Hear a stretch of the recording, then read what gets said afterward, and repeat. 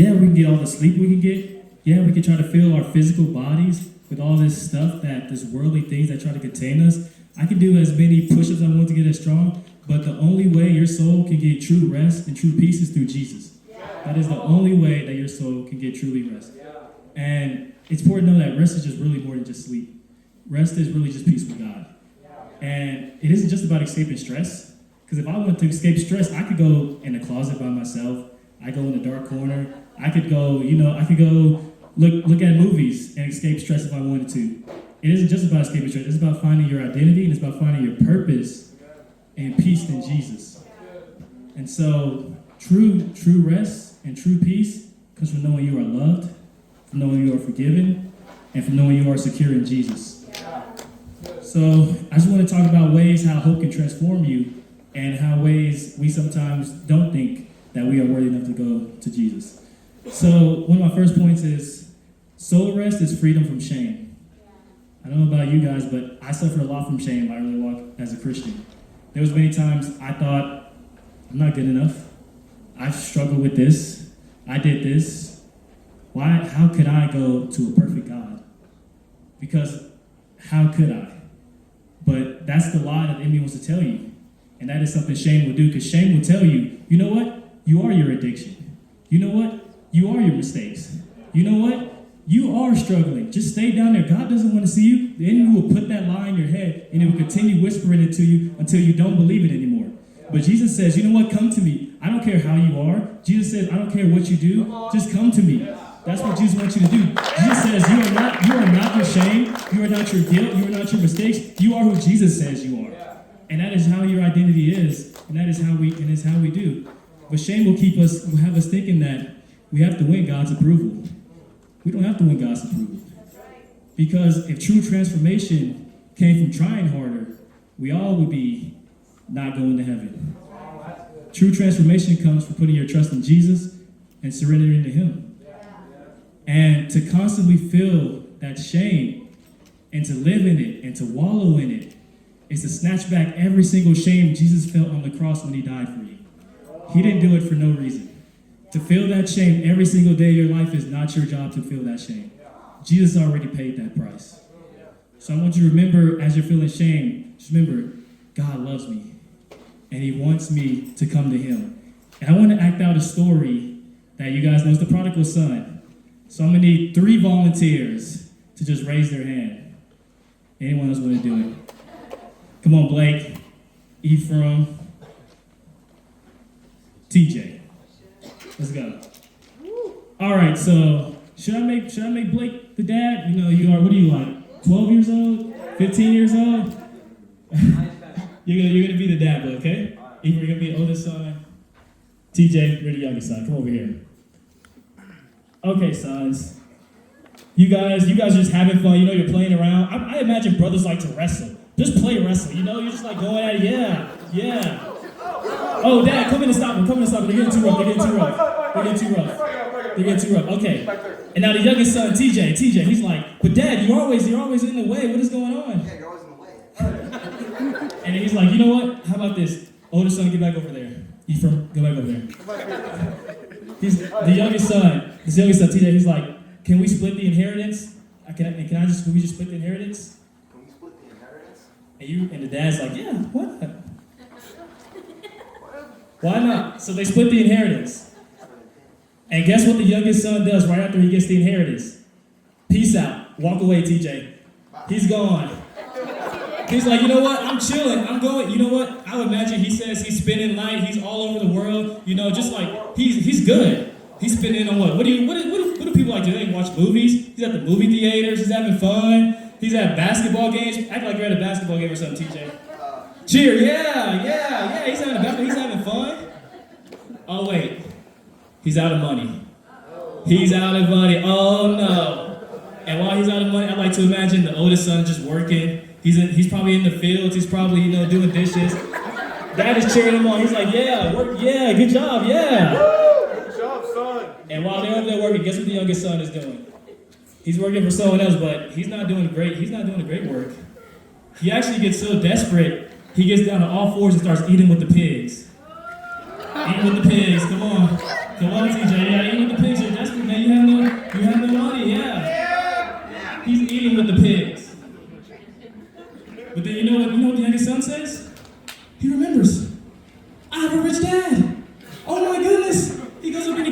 who's rich dad? Go ahead and go back to your rich dad. And what does the rich dad does when we see him? My son! Yeah! Oh my goodness, he embraces his son. And the oldest son is like, what? What? And dad is like, no. The dad's like, we're gonna celebrate our son has come home because our son was lost and now he is found. Thank you. You guys can sit down. Thank you. Thank you.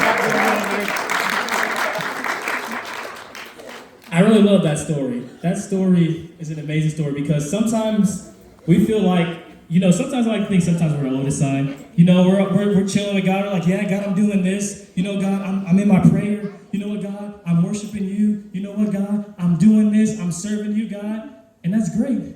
But sometimes I feel like we're like the youngest son. And sometimes we get what God has given us and we go our own way. And we will sometimes get distracted from what God has put in front of us and do things that we thought we never would have done. Yeah.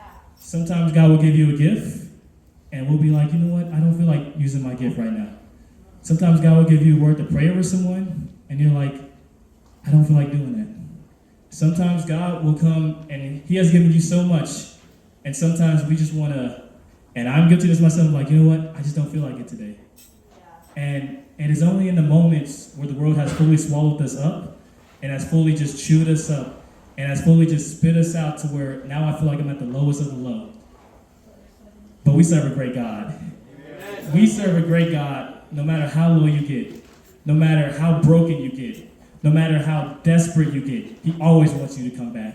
No matter where you're at in life, he's going to welcome you with open arms. So don't ever feel ashamed when you're too far away from God. Don't ever feel like you can't go back to him because he wants you back for him. Because God's love cannot be earned. You're born with it. You're born with God's love as soon as you came out. And it doesn't matter how deep, how far away from him you go. He's always going to be right there waiting for you to come back. And so I have another point. And it is soul rest. The rest for your soul is also rooted in your identity. Because you guys know the world. I like to think the youngest son was probably like, you know what? I'm rich now. My identity is being with someone rich. And sometimes we get distracted by that. Because the world will tell you your identity is in your money. Your identity is in the clothes that you wear. Your identity is how in the houses you live. Your identity is in the way you speak, the way you think. Your identity is how the grades you get in school and the identity is. But that's not true. God says your identity is who he says you are. You heard what Jariah said it. Jariah was like, yeah, I did alcohol, and I didn't know what my identity was. And it wasn't until I had an encounter with Jesus. Yeah. It wasn't until I submitted, and I surrendered to Jesus, and I was like, you know what? I want to serve you, Lord, until he gave him an identity. There was a time in my life where I love basketball. I don't know if you guys love basketball, but I play basketball. Yeah. And I think I was decent at it somewhat. And I was going off to college. I was going to play basketball. I was like, yeah, this is going to be great. I'm a basketball player. This is going to be so amazing. And it's going to be great. And I get to college, and I'm talking to the coach. And the coach was like, you serve for your church? I was like, yes, sir, I do. He was like, well, we practice 5-6 days a week. So you're going to have to not serve for your church during the season or basically at all, because what we're doing takes a full commitment. And I was distraught. Because at that time I was like, well, I'm a basketball player. My identity, I thought, was rooted in me playing basketball. I thought I could only do so much as what the world could give me. And I thought that if I just played basketball, I'll be known as a basketball person and I'll be fulfilled. But as I'm praying to God, I was like, Lord, I don't know what do you want me to do. And it was really amazing because I go to EP. As I minister to this kid, something hits me. I have never felt as much joy as I have serving the Lord than I have playing basketball. Yeah. Because there is no greater joy than to come serving God than this world can give you. And that is what identity you have to come to yourself in. You know what? Yes, this world will try to give you these ways to say, you know what? Yeah, your identity is rooted in this. You don't have a good enough shirt, you don't have a good enough identity, and that's a lie. That is a lie from the enemy that he will try to put inside of your head and will try to get you to do. But Jesus says, no, your identity is who he says you are. Not who they say you are, not who the world says you are, not even who you say you are without Jesus. It's in who he says you are. And we have to understand that this world will give you a very shakeable identity. Because building your identity on riches, you saw with the youngest son, he built his identity on his riches. He said, I'm rich now. But building your identity on riches, building your identity on fame, building your identity even with people will come crashing down and will be shakeable because weather will make it blow away. The rain will have it be soaked up. Even people who will come and kick out the box from under you because your firm foundation isn't firm. But when you build it on Jesus, when you build it on God, there's no wind, there's no rain, there's no people, there's no enemy, there is nothing that can come and break the foundation that you have in your identity because your identity is not set in a breakable place. This world has breakable foundations. You have to set your identity in an unbreakable source, which is Jesus. And I have a verse for you guys, and it says, and if you guys want to go with Psalms 103, verse 12. Psalms 103, verse 12. Digital Bibles, if you got it, I know you guys are probably Speedy Gonzalez because it's like 2 clicks. Paper Bibles, we love you guys. Old school, you can never go wrong with old school. I'm still a paper Bible guy myself. And if you guys want to hear me do it, I got the same word you guys got. So if you want to hear me do it, let's do it. And in Psalms 103, verse 12 says, as far as the east is to the west, so far has he removed our transgressions from us. It's amazing. And we forget that sometimes Jesus renews our identity. And we forget that sometimes, you know what? Yeah, my past says I did this. But what does Jesus say? Your past will never define who Jesus says that you are. You guys look at Paul. Paul persecuted Christians. Paul was like, you know what? I don't like this Jesus guy. I'm going to persecute every single Christian I see. And it wasn't until he had an encounter with Jesus, he was like, you know what? My identity is renewed.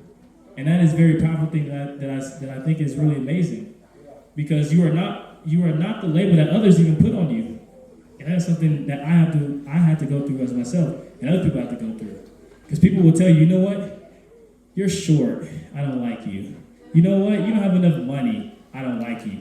But if this world can crucify a perfect person, this world has no problem with chewing you up and spitting you out and kicking you to the side of the road. Because guess what? We're not perfect. There was only one perfect person, and he got crucified for it. So your identity is not what others say you are. Your identity is who Jesus says you are. I just keep on reading about that. Because people's opinions will change.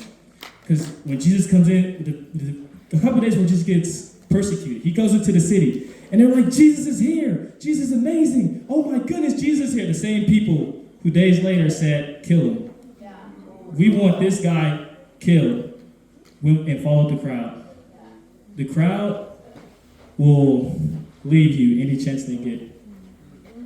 You do not put your identity in other people because you will never be able to fully please other people. And I don't know if you also guys know this, but you also don't build your identity through yourself without Jesus either. Because I also have likes, and I also have a flesh. And I have to crucify it every single day. Because if I did exactly what my flesh wanted me to do, oh my goodness, I would not be up here right now. I wouldn't be on these mission trips. I wouldn't be going to a youth group because parties seem real cool. Parties seem real cool in the beginning until you realize that there's no fulfillment in parties. There's no fulfillment in drugs, and there's no fulfillment in these worldly things. There's only fulfillment in Jesus. And so we can't trust ourselves to build our own foundation without him. Because when we try to build our own stuff, I don't know if you guys ever seen a kid build Legos, like a 3-year-old kid build Legos. And it gets cool in the beginning. You're like, oh, block, block, block. And sometimes it's not, you don't even know what's going on. You're like, oh my goodness, there's no plan to this. And even sometimes I get like that. I see like 4 or 5 Lego blocks. I'm like, oh, it's just a block. And I build it up and it looks terrible. So, but when you have a manual and when you're building it, Jesus is like a perfect manual. He's like, you know what? Just build it here, here, here, and you build the best bridge ever. And there's some Lego bridges that can hold over 100 pounds that I saw. And that's just like that. You think that you can't withstand it? Yes, you can with Jesus. Yes, you can with Jesus. this God that we serve, through him we can get past anything. But when we put our identity in ourselves without him, it all comes crashing down. And I also just want to say that your identity is not in your mistakes. We make mistakes. We make huge mistakes. I make mistakes every single day. If you guys know who Peter is, Peter was the guy who was one of Jesus' best disciples. There's the Last Supper, and they're like, wash my feet. Jesus like, no, Lord, I want to wash all of you. I want all of you. That's how on fire for Jesus Peter was. But then Jesus gets taken away. And they're like, are you with him? Peter says, no, I'm not with him. And then they ask him again, they're like, are you sure you're not with him? I thought we saw you with him. You know, you were over here, you remember his name, right? Peter says, I'm not with him. And they ask him the third time, they're like, are you sure? Are you sure you're not with him? And Peter goes so far as to curse and say, you know what? I am not with him. He's like, woman, I'm not with him. I don't know what you were talking about. And that was a mistake Peter made. But then you fast forward to Jesus is risen, and he goes and he meets back up with Peter. And Jesus asks Peter, he doesn't say, you can't ever come back because you've denied me. He doesn't say, you know what? I'm going to cast you away because you made a mistake. You're gonna forever be known as Peter the denier. You're not ever gonna do anything great because of your mistake. No, he gives him grace. He says, Peter, will you feed my sheep? Peter says yes. He asks him again, he's like, Peter, will you feed my sheep? It's like, yes. He asks him a third time. It's like, Peter, will you feed my sheep? Peter says, yes, Lord, you know I will.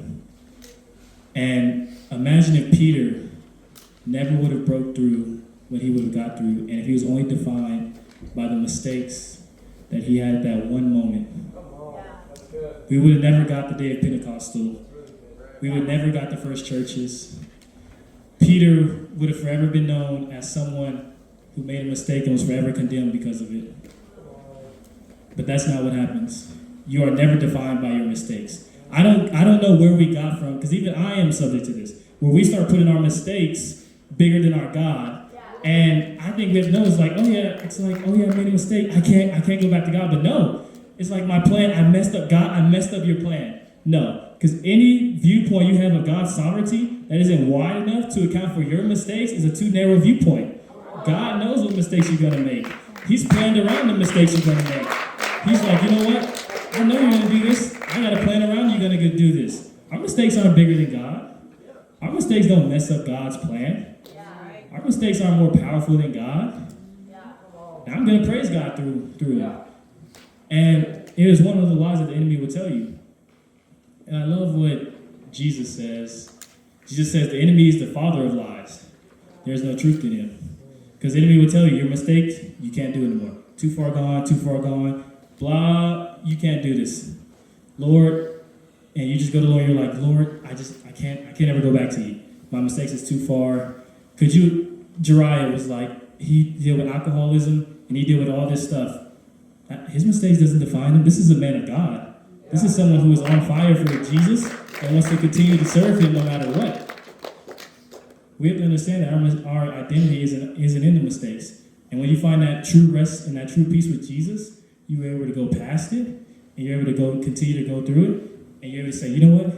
Yes, I made a mistake. But you know what I'm going to do? I'm going to get up. And you know what I'm going to do again? I might slip and fall again. But you know what I'm going to do? I'm going to get up again. And you know what? I'm going to slip again. Why? Because I am human. And you know what I'm going to do again? I'm going to get up again. And that's what we have to continue to do. We have to continue to say, you know what, Lord? Yes, I slip. Yes, I stumble. But I'm going to continue getting up because Jesus gave us grace. When he died on that cross and shed blood for us, he gave us grace. And there is nothing that anyone can do to separate you from that grace and that love that Jesus gives to you. And so I just got one last point, and this is a very important point that is truly an opening of the heart because it's one of the most important ones, and it's real rest requires real surrender. And I have one last verse for you guys, and it is Romans chapter 12, verse 2. So if you guys want to get it out, or I'm just going to say, what I've always been saying, digital Bibles, paper Bibles, or if you want to hear me speak it, doesn't make a difference.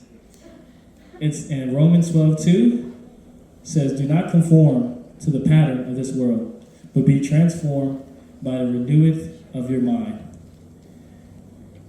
I don't know what you guys, but this world says take control.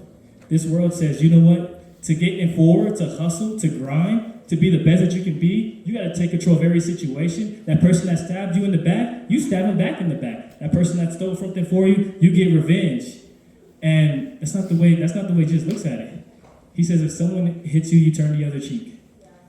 And I want to tell something, I don't know about you guys, but I love the gym. Gym is like my second home. I just need gym buddies to go with me every single time. But what happened was I was at the gym and I'm lifting weights. And for some reason, my bicep and my forearms were hurting. And I go to one of my smart gym friends, his name is Aiden. And he was like, well, are you gripping the bar too hard? I was like, gripping the bar too hard, is that a thing? Is there such thing as gripping the bar too hard? He's like, yeah, because to truly lift more of what you could lift, you have to learn how to let go.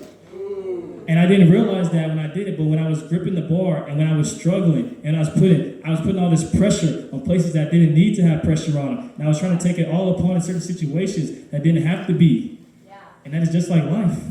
Sometimes we have to learn how to let go and give it all to God. And sometimes it's hard. Sometimes you're in a situation where you're like, I need to be in control. I need to have control of this situation right here. This person, no, I gotta control them. I gotta keep an arm's length away because if they wrong me, I wanna wrong them first.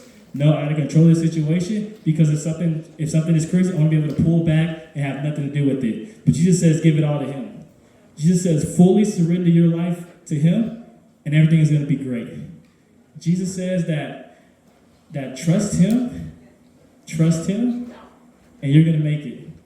Because sometimes we want a God to change our lives, but we don't want Him to take lead. And I don't know about you guys, but if I drive a plane and I don't know how to drive a plane, that plane is not going in the air. But if I got the best pilot in the world, and I got the best pilot who knows how to fly me anywhere in the world, and he's not gonna let me crash no matter what, and yes, you know what? I'm gonna go through turbulence. The plane's gonna shake a little bit, but you know what? I'm gonna get to where I'm going, and I'm gonna get to where I'm going because of Him. And that's what it's gonna be. And just want you guys to know one of these things. Surrender also isn't a one-time thing. Because there's going to be days where you're like, I don't feel like surrendering. There's going to be days where sin temptation is going to overtake you. And there's going to be days where you're going to feel like, you know what? I'm out, Jesus. But what you have to do is you have to continue crucifying your flesh. You have to continue getting on your knees. You have to continue saying, you know what, God? I don't feel it right now. You know what, God? This world is calling me back to right now, but I'm surrendering it to you, God. Because if I follow my flesh, I'm going to go back in my sin struggles. But I'm going to crucify it. I'm going to continue praising you. And yes, I don't feel like it. And yes, I don't really want to do it. But I'm going to fully surrender to you, God. This situation that I'm in, I don't fully agree with it. But I trust you, Lord. And I trust that you have me in any situation that you can get me through. Because a true surrendering comes from constantly chasing Jesus and choosing His way over the world. Because this world will lead you down some straight paths. This world will lead you down paths where you're just like, I feel lost. The youngest son was like, I'm going to spend it all. And he lost it all. But what the dad did is he welcomed him back with open arms. And so I just want the worship team to come back up here for a minute. And I just want everyone to just take a moment. I just want you to just think to yourself, am I fully surrendering to God? Am I fully getting in control over a situation? And am I truly being transformed? Because situations where you're not fully given to the Lord cannot be fully changed supernaturally. And my soul cannot rest once I gave it to Jesus and not in these worldly things. So I want people to understand that as we're having an altar call, as our ministry moment, and as I call all my leaders up to the front to pray over you guys, I want you guys to think to yourself, am I fully surrendering to Jesus? Am I fully giving it all to Him? And am I going to choose His way, or am I going to choose the world's way? Because